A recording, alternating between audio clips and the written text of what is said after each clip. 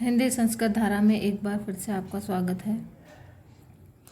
अपनी पिछली वीडियो में हमने जाना था अनुप्रास अलंकार और उसके भेद के बारे में, और आज हम जानते हैं शब्दालंकार के अन्य भेदों के बारे में, जिनमें से एक है आपका यमक अलंकार। किसे कहते हैं यमक अलंकार? क्या है यमक अलंकार की पहचान? जहाँ कोई शब्द एक से अधिक बार आए और प्रत्येक बार उसका अर्थ भिन्न हो, वहाँ यमक अलंकार होता है। तो जो काव्य में कहीं भी जब कोई शब्द एक से अधिक बार प्रयोग किया जाता है, लेकिन जितनी बार वो प्रयोग किया गया है उतनी बार ही उसका अर्थ क्या होता है? अलग अलग होता है। शब्द एक है लेकिन जितनी बार उसका प्रयोग किया गया है उतनी बार ही उसका अर्थ अलग अलग है, तो वहाँ पर आपका क्या होता है? यमक अलंकार होता है।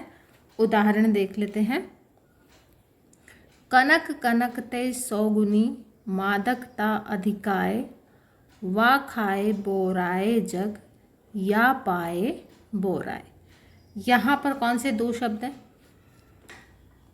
कनक कनक शब्द एक है, आवृत्ति दो बार हुई है, और दोनों ही बार कनक का अर्थ अलग अलग है। कैसे है? कनक शब्द का प्रयोग कितनी बार हुआ है? दो बार हुआ है। पहले कनक का अर्थ क्या है यहाँ पर? धतूरा, और दूसरे कनक का अर्थ क्या है? सोना। अब कैसे है? कनक कनकते सोगुनी मादकता अधिकाए, वा खाए बोराए जग या पाए बोराए। तो पहले कनक का अर्थ क्या है? धतूरा, जिसको खाने से क्या हो जाता है? बोराए। कहते हैं कि धतूरे को खाने से मनुष्य क्या हो जाता है? पागल हो जाता है। तो एक कनक का धतूरा, जिसको खाने से मनुष्य क्या हो जाता है? पागल हो जाता है, और दूसरे कनक का अर्थ क्या है? सोना, और जिसको पाकर मनुष्य क्या हो जाता है? बोरा जाता है, पागल हो जाता है। तो कनक शब्द एक है लेकिन उसके अर्थ अलग अलग हैं, इसलिए यहाँ पर आपका कौन सा हो जाता है? यमक अलंकार हो जाता है। एक उदाहरण इसका और देख लेते हैं। माला फेरत जग गया, फिरा न मन का फेर, कर का मन का डारी दे, मन का फेर। यहाँ पर कौन सा शब्द है जो आपका, जिसकी आवृत्ति एक से अधिक बार हुई है? यहाँ पर आपका शब्द है मन का। मन का शब्द दो बार आया है, दोनों बार ही उसका अर्थ अलग अलग है। कर का मन का डारी दे, मन का फेर। तो एक बार मन का से मतलब क्या है? मोतियों की माला से है, और दूसरा क्या है? मन की भावनाएं। तो कह रहे कि माला फेरत जग भया, है ना? पूरा संसार क्या है? आप क्या करते हो? माला लेकर जाप करते रहते हो, और उससे आपको क्या लगता है कि हमें ईश्वर की प्राप्ति हो जाएगी। फिरा न मन का फेर, लेकिन फिर भी क्या होता है? आपका मन कहाँ है? संसार की मोह माया में ही पड़ा हुआ है। तो वो क्या कह रहे हैं कि अगर आपको ईश्वर की प्राप्ति करनी है तो कर का मन का डारी दे। हाथ में जो ये मन का है, मोती की माला जो आपने ली हुई है, इसको आप त्याग दीजिए, और क्या करना है? मन का फेर। आपके मन के अंदर की जो माला है, भावनाओं रूपी जो माला है, उस पर आपको क्या करना है? उसका स्मरण करना है। उन भावनाओं पर आपको अपना ध्यान केंद्रित करना है। तो यहाँ पर एक मन का शब्द का अर्थ माला के मोती, और दूसरे का अर्थ है मन की भावनाएं। कुछ और उदाहरण हैं यमक अलंकार के, वो देख लेते हैं। काली घटा का घमंड घटा। तो यहाँ पर क्या है आपका? कौन सा शब्द दो बार आया है? घटा शब्द। तो पहली बार घटा का मतलब क्या है?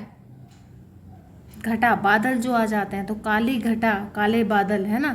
का घमंड घटा, और घटा का मतलब क्या है? उसका घमंड क्या हो गया है? घट गया है, कम हो गया है। तो पहले से घटा का मतलब क्या है? बादल से है, और दूसरी घटा का मतलब है कम होना। तीन बेर खाती थी वह तीन बेर खाती है। तो बेर शब्द यहाँ 2 बार आया है। तो कहा कि 3 बेर खाती थी। 3 पहले बेर का मतलब है बार, 3 बार। तो को कहा गया कि जो 3 बार दिन में भोजन करती थी वह अब सिर्फ क्या है, पूरे दिन में सिर्फ 3 बेर खाती है। बेर फल, यहाँ बेर का मतलब क्या है, फल। बेर खाती है। 3 बेर खाती थी, वह 3 बेर खाती है। जो कभी 3 समय भोजन करती थी दिन में, वह अब सिर्फ 3 ही बेर खाती है। ठीक है। ऊंचे घोर मंदिर के अंदर रहनवारी, ऊंचे घोर मंदिर के अंदर रहती है। पहले क्या है, ऊंचे घोर मंदिर के अंदर। ऊंचे घोर मंदिर से यहाँ अर्थ लिया गया है महल से। ऊंचा घोर मंदिर यहाँ पर क्या है, महल। और अब वो कहाँ रहती है, ऊंचे घोर मंदिर के अंदर रहती है। अब ऊंचे विशाल किसके, मंदिर के अंदर रहती है ना। आगे चलते हैं। जेते तुम तारे तेते नभ में न तारे हैं, है ना। जेते तुम तारे तेते नभ में न तारे हैं। यहाँ तारे से मतलब है तारों से, और जेते तुम तारे, जितना आप उपकार आपने किसी का किया है इतने तो नभ में तारे भी नहीं है। आगे चलते हैं। कहे कवि बेनी बयाल की चुराए लेनी। यहाँ पर बेनी शब्द 2 बार आया है। तो पहले बेनी में है ये कवि का नाम, और दूसरा बेनी है आपका चोटी। दूसरी बेनी का अर्थ क्या है, चोटी। आगे चलते हैं। श्लेष अलंकार क्या है, श्लेष अलंकार कहाँ होता है, श्लेष अलंकार क्या उसकी पहचान है, कैसे पहचानेंगे। जहाँ किसी शब्द के एक से अधिक अर्थ निकलें वहाँ श्लेष अलंकार होता है। ध्यान देना है थोड़ा सा। यहाँ पर हमने यमक में पढ़ा है शब्द एक है और उसकी आवृत्ति बार बार हो रही है। जितनी बार शब्द आ रहा है उतनी बार ही उसके अर्थ अलग अलग हो रहे हैं। और श्लेष में क्या है, शब्द एक ही बार प्रयोग होगा लेकिन उसके अर्थ एक से अधिक होंगे। वहाँ कौन सा होगा, श्लेष अलंकार। यमक हमने क्या कहा, शब्द एक से अधिक बार प्रयोग होगा और जितनी बार उसका प्रयोग होगा उतने ही उसके अर्थ होंगे। लेकिन श्लेष में क्या है, शब्द का प्रयोग तो एक ही बार होगा लेकिन उसके अर्थ एक से अधिक होंगे। तो वहाँ आपका क्या होगा, श्लेष अलंकार होगा। जहाँ शब्द का प्रयोग एक ही बार होगा लेकिन उसके अर्थ एक से अधिक निकलेंगे, वहाँ आपका क्या आएगा, श्लेष अलंकार आएगा। अब श्लेष क्या है, श्लेष का अर्थ जान लेते क्या है। श्लेष का अर्थ है चिपकना, मिलना या संयोग। मिलना या संयोग से मतलब क्या है, एक शब्द के साथ एक से अधिक अर्थ जो है मिले हुए होते हैं, जुड़े हुए होते हैं, इसलिए क्या है, यहाँ क्या होगा आपका श्लेष अलंकार होगा। उदाहरण देख लेते हैं। रहीमन पानी राखिए बिन पानी सब सून, पानी गए न उबरे मोती मानस चून। तो यहाँ आपका पानी शब्द, पानी 3 बार शब्द आया है, लेकिन यहाँ पर जो तीसरा आपका जो पानी शब्द है, इस पानी शब्द के 3 अर्थ हैं। इस पानी शब्द के कितने अर्थ हैं, 3 हैं। और वो कैसे हैं, पहले पानी का अर्थ है, कहाँ पर हमने कहा था, मोती, मानस और चून। ये 3 शब्द हैं और इन तीनों शब्दों के साथ इस पानी का अर्थ अलग अलग है। कैसे है, पानी का अर्थ मोती के पक्ष में क्या है आपका? चमक, है ना। पानी का अर्थ मोती के पक्ष में क्या है? चमक, है ना। तो मोती की जब तक चमक है तभी तक उसकी कीमत है। अगर मोती में चमक नहीं है तो फिर उसकी कोई भी कीमत नहीं रह जाती है। दूसरा, पानी का अर्थ है आपका कहाँ? दूसरा शब्द हमारा क्या था? मानस। तो पानी का अर्थ मनुष्य के पक्ष में है विनम्रता। जब तक मनुष्य के व्यवहार में विनम्रता है तभी तक वो सबको प्रिय है। विनम्रता अगर खत्म हो जाती है तो उसका मान भी समाप्त हो जाता है। तीसरा हमारा आता है चून। तो चून के पक्ष में इसका अर्थ क्या आता है? जल। तो जल के बिना, पानी के बिना चून का कोई अस्तित्व नहीं है। उसको आटा बनाना है, अगर हमें उसका प्रयोग करना है तो उसके लिए क्या है? जल की आवश्यकता होती ही है। तो पानी शब्द का ये जो तीसरा हमारा पानी शब्द आया है, इसके 3 अर्थ हैं और तीनों अर्थ क्या है? मोती के पक्ष में चमक, मानस के अर्थ में विनम्रता और चून के अर्थ में जल। ठीक है, एक और उदाहरण देख लेते हैं। मेरी भव बाधा हरो, राधा नागरी सोए, जातन की झाई परे, श्याम हरित दुति होए। बिहारी जी का दोहा है। इसमें राधा की स्तुति की गई है और यहाँ पर हरित शब्द का 2 अर्थ निकाले गए हैं। और पहले हरित का है हरा रंग और दूसरे हरित से इसका आता है प्रसन्नता। अब हमारे श्लेष के आ जाते हैं कुछ भेद। श्लेष के हमारे कितने? 2 भेद हैं, अभंग श्लेष और सभंग श्लेष। अभंग श्लेष और सभंग श्लेष 2 इसके भेद हो गए हैं। इनको हम आगे जान लेते हैं क्या है। सबसे पहले जानते हैं अभंग श्लेष के बारे में। जब किसी शब्द को बिना तोड़े उसके 2 या अधिक अर्थ निकलते हैं वहाँ अभंग श्लेष होता है। हमने अभी क्या कहा कि शब्द एक है लेकिन उसके अर्थ अलग अलग हैं। तो जहाँ पर शब्द का अर्थ, जिस तरह से हमारा शब्द लिखा हुआ है उसी शब्द का, उस शब्द को बिना तोड़े हुए, है ना, उसमें बिना कोई विग्रह किए हुए, बिना कोई विच्छेद किए हुए जब उसके अर्थ अलग अलग निकलते हैं तो वहाँ आपका क्या आता है? अभंग श्लेष। कौन सा आता है? अभंग श्लेष। उदाहरण देख लेते हैं तो समझ आ जाएगा आपको और अच्छे से। चरण धरत चिंता करत, चितवन चारहु ओर, सुबरन को खोजत फिरत, कवि व्यभिचारी चोर। तो यहाँ पे आपका कौन सा शब्द है? सुबरन शब्द। इसके 3 अर्थ निकलते हैं और 3 अर्थ कहाँ कहाँ आएंगे? कवि के रूप में अलग, व्यभिचारी के रूप में अलग और चोर के रूप में अलग। लेकिन जब हम वो तीनों अर्थ निकाल रहे हैं तो सुबरन जो हमारा शब्द है वो जो का त्यों है, इसमें हमने कोई भी विच्छेद नहीं किया है। वो 3 अर्थ आपके कौन कौन से हैं वो जान लेते हैं। कवि के अर्थ में सुंदर अक्षर, व्यभिचारी के अर्थ में सुंदर स्त्री और चोर के अर्थ में सुबरन का अर्थ है सोना। तो यहाँ पर जब हमने सुबरन के 3 अर्थ निकाले हैं तो सुबरन शब्द में हमने कोई भी परिवर्तन या कोई भी तोड़ मरोड़ नहीं किया है, कोई भी विच्छेद या विग्रह नहीं किया है। ये जो का त्यों है आपका, और जो के तू शब्द के ही आपके 3 अलग अलग अर्थ निकल गए हैं, इसलिए यहाँ पर आपका कौन सा आ गया है? अभंग श्लेष। आगे चलते हैं। दूसरा हमारा है कौन सा? सभंग श्लेष। ये क्या है? जब किसी शब्द को जोड़ तोड़कर उसके 1 से अधिक अर्थ निकलते हैं वहाँ सभंग श्लेष होता है।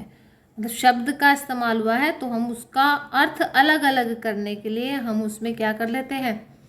विग्रह या विच्छेद करके उसके अलग अलग अर्थ जब हम निकालते हैं तो वहाँ आपका कौन सा होता है? सभंग श्लेष होता है। कैसे होता है? उदाहरण देख लेते हैं। चिर जीवो जोरी जुरे, क्यों न सनहि गंभीर, को घटिए वर्ष भानुजा वे हलधर के वीर। यहाँ पर राधा और कृष्ण के बारे में वर्णन किया गया है। यहाँ पर शब्द आपका कौन सा है जिसके आपके एक से अधिक अर्थ निकल रहे हैं? वर्ष भानुजा। यहाँ पर हम शब्द को वृषभ और अनुजा करके अलग अलग पढ़ते हैं तो इसका अर्थ अलग आता है, और जब इसको वर्ष भानु जा पढ़ते हैं तो इसका अर्थ अलग आता है। इसलिए यहाँ पर आपका कौन सा है? सभंग सलेश है। अब अर्थ कैसे आता है वो जान लेते हैं। वर्षभ अनुजा। वर्षभ किसको कहा जाता है? बैल को, और अनुजा का मतलब है बहन, तो बैल की बहन वर्षभ अनुजा, है ना। दूसरा अर्थ करते हैं वर्ष भानु और प्लस जा। वर्ष भानु कौन है? राधा के पिता का नाम है, और जाया माने पुत्री, है ना। जा से आपका आ जाएगा पुत्री, तो वर्ष भानु की पुत्री अर्थात कौन है? राधा।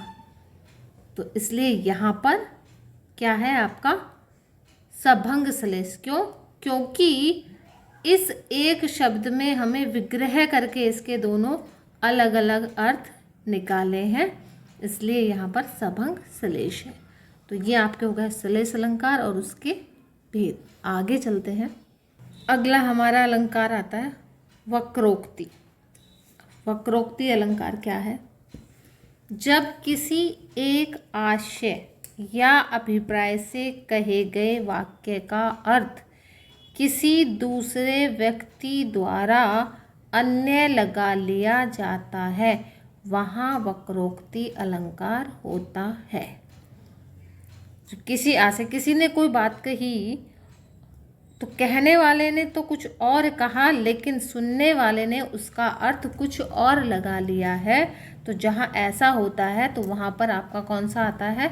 वक्रोक्ति अलंकार आता है। तो वाक्य के अर्थ से इसका जुड़ा हुआ है, तो इसलिए कुछ विद्वानों ने इसको अर्थालंकार में भी जोड़ा है, लेकिन ये आपका आता शब्दालंकार में ही है। तो कैसे है? इसके भेद भी हैं आपके। वक्रोक्ति के भेद हैं दो, श्लेष वक्रोक्ति और दूसरा है आपका काकू वक्रोक्ति। अब कैसे होगा ये, इसको थोड़ा सा जान लेते हैं। श्लेष वक्रोक्ति, जहाँ पर कथन की वक्रता का आधार श्लेष हो, वहाँ श्लेष वक्रोक्ति होती है। श्लेष का मतलब क्या है? अभी श्लेष में हमने कहा था एक शब्द है और अर्थ एक से अधिक है। तो वक्रोक्ति कहाँ आती है कि जहाँ पर वक्ता ने तो कुछ और कहा, कहने वाले ने कुछ और कहा, लेकिन श्रोता के द्वारा उसके अलग अर्थ को ग्रहण किया गया है। सुनने वाले ने उसका अलग अर्थ लगाया और उसका जवाब दे देता है। जब वो उसका अलग अर्थ निकाल कर और उस अर्थ के अनुसार ही वो क्या करता है, उसका जवाब दे देता है, तो वहाँ पर आपका कौन सा आता है? श्लेष वक्रोक्ति अलंकार आपका आता है।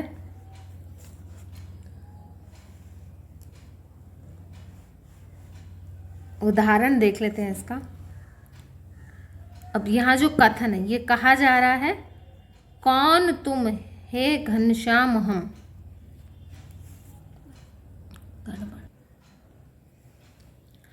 उदाहरण देख लेते हैं। कौन तुम है घनश्याम हम, तो बरसों कित जाई। अब इसको समझ लेते हैं कि यहाँ पर श्लेष वक्रोक्ति कैसे है। तो ये राधा और कृष्ण के बीच के संवाद है, तो इसका अर्थ समझ लेते हैं। यहाँ पर क्या हुआ है? घनश्याम के दो अर्थ आपके आगे हैं। एक तो घनश्याम कृष्ण का नाम है और दूसरा घनश्याम काले बादल। ठीक है।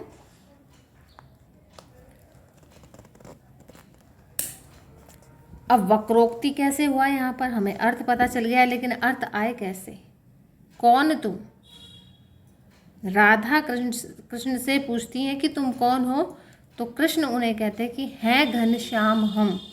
कृष्ण क्या कहते हैं कि हम घनश्याम हैं। वो अब क्या कर रहे हैं? यहाँ पर अपना नाम बता रहे हैं, लेकिन राधा घनश्याम का अर्थ क्या लगाती हैं? बादल, और बादल उसका अर्थ लगाकर अपना जवाब देती हैं क्या?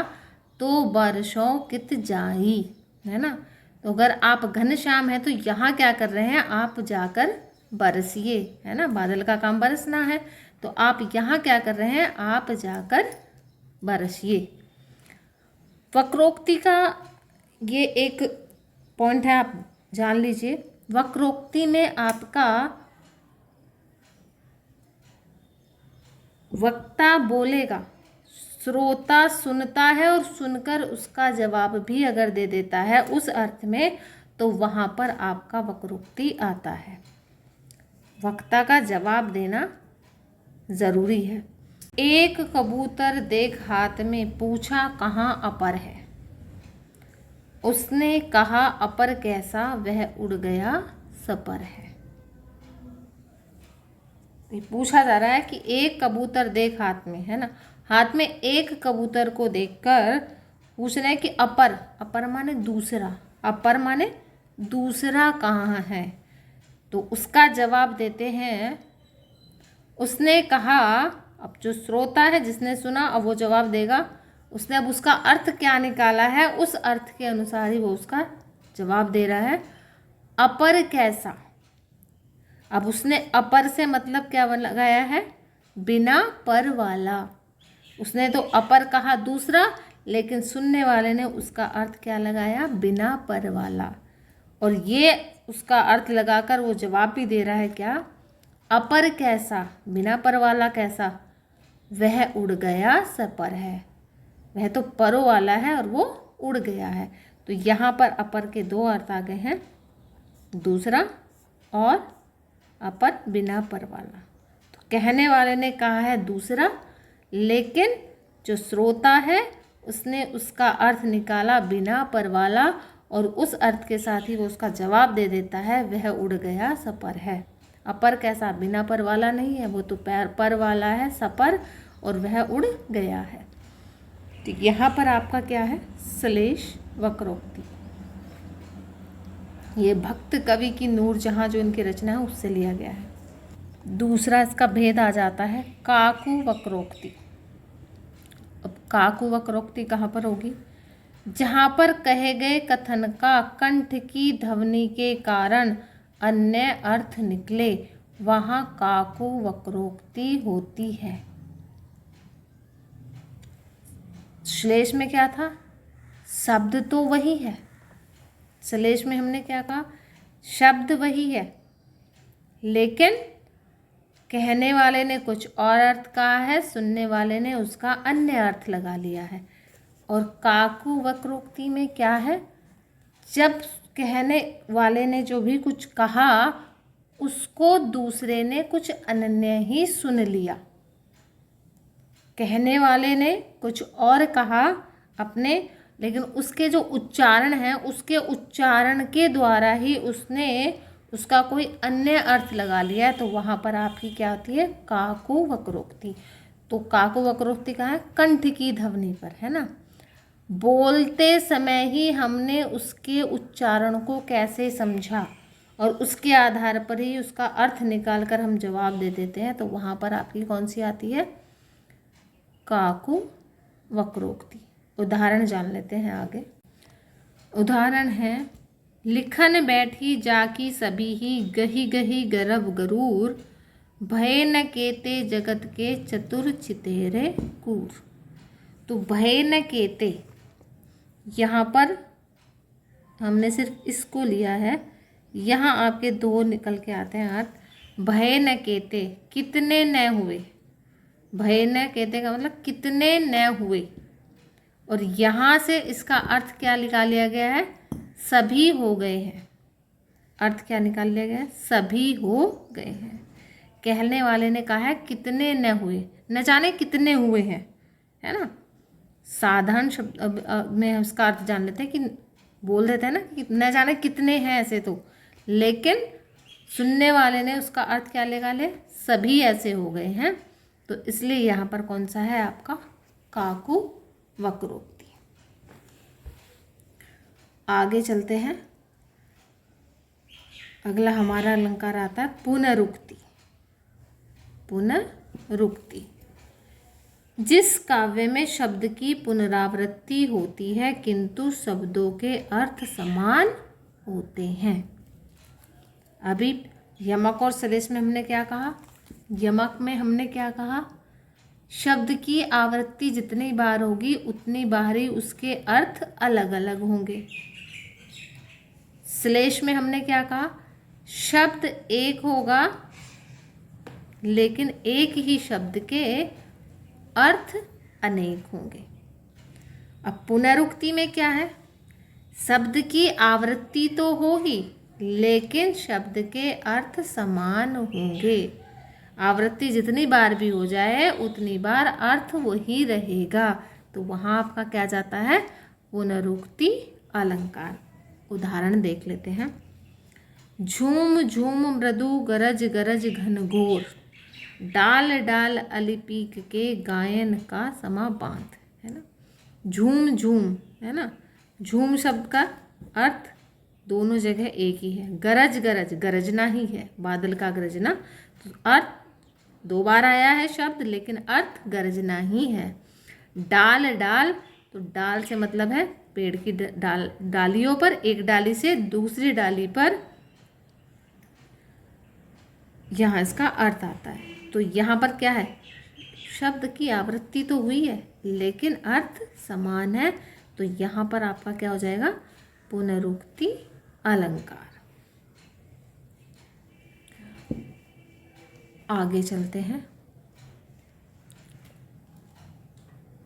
ये आपका आ जाता है शब्द अलंकार में अंतिम अलंकार है आपका विप्सा। क्या है? विप्सा। जहाँ आदर, घृणा, हर्ष, शोक आदि भावों को प्रभावशाली रूप में व्यक्त करने के लिए किसी शब्द की आवृत्ति होती है वहाँ विप्सा अलंकार होता है। आदर, किसी को देख के कुछ सम्मानित लोग होते, आगे कोई सम्मानित व्यक्ति है आपका, है ना, तो उसे देखकर आपको उसके सम्मान में कोई शब्द बोलते हो, है ना, तो बहुत ज़्यादा सम्मान देने के लिए आप क्या करते हो? शब्द की आवृत्ति कर देते हो, है ना। कोई घृणित चीज़ देख लेते हो तो मुंह से शब्द कुछ इस तरह के निकल जाते हैं, है ना। तो वो जो भाव है उन भावों को और अधिक, है ना, आपके अंदर वो भाव और ज़्यादा, किसी चीज़ को देखकर बहुत ज़्यादा घृणा हुई और शब्द निकले, तो वो क्या है? जब ज़्यादा घृणा किसी चीज़ से होती है या किसी चीज़ को देखकर ज़्यादा खुशी हो जाती है तो क्या है? शब्दों की आप क्या है? कुछ शब्द ऐसे होते हैं कि आप उनको रिपीट कर देते हो, है ना, आवृत्ति उनकी हो जाती है। तो जहाँ पर उनकी आवृत्ति होती है, आवृत्ति शब्द की किसके कारण हो रही है? ध्यान रखना, आवृत्ति है आदर, घृणा, हर्ष या शोक के कारण जहाँ शब्दों की आवृत्ति होती है वहाँ आपका कौन सा आएगा? विप्सा अलंकार होएगा। मोहि मोहि मोहन को मन भयो राधा मैं, तो यहाँ पर क्या है? मोहन के प्रति मोह के लिए क्या है? शब्द की आवृत्ति दो बार हो गई, मोही मोही। दूसरा आपका है मधुर मधुर मेरे दीपक जल। मधुर मधुर, दीपक को देखकर जलते हुए आपको आनंद आता है तो कहते हैं मधुर मधुर, है ना। तो उसके लिए आपने क्या है? जलते हुए दीपक को देखकर जब आपको क्या है? प्रसन्नता होती है, तो आपने उसके लिए क्या करा? मधुर मधुर, कि आप ऐसे ही जलते रहो, तो उसके लिए क्या किया? उस खुशी को व्यक्त करने के लिए आपने मधुर शब्द का प्रयोग किया और उसकी आवृत्ति जहाँ हो गई है आपकी, तो वहाँ आपका कौन सा है? विप्सा अलंकार। कौन सा आ जाता है? विप्सा अलंकार। थे आपके शब्दालंकार और उनके भेद। आज के लिए इतना ही। अपनी अगली वीडियो में हम जानेंगे अर्थालंकार और उनके भेदों के बारे में। धन्यवाद।